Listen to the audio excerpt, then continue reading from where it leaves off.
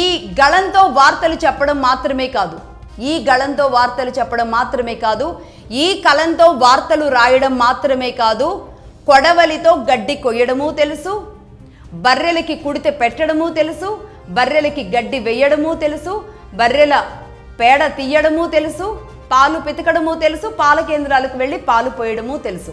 I proud to say these words right now.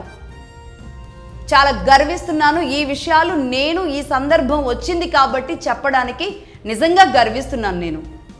నేనే కాదు, అనేక మంది పల్లెటూరుల నుంచి వచ్చిన అనేక మంది మహిళలు, పురుషులు కూడా ఈరోజు ఐటీ ఉద్యోగాల్లో ఉన్నత స్థాయిల్లో ఉన్న బ్యూరోక్రాట్స్గా ఉన్న అనేక మంది ఇదే మట్టి వాసనలు, మంచి మనుషులు, మంచి మనసుల మధ్య నుంచి వస్తారు. కాబట్టే అలాంటి వాళ్ళు ఇప్పటికీ కూడా సొసైటీలో పెద్ద పెద్ద కంపెనీల్లో ఒక మంచి క్రెడిబిలిటీ ఉన్న నాయకత్వ రోల్స్లో, లీడ్స్లో అనేక దేశాల్లో కూడా ఉన్నారు మనవాళ్ళు.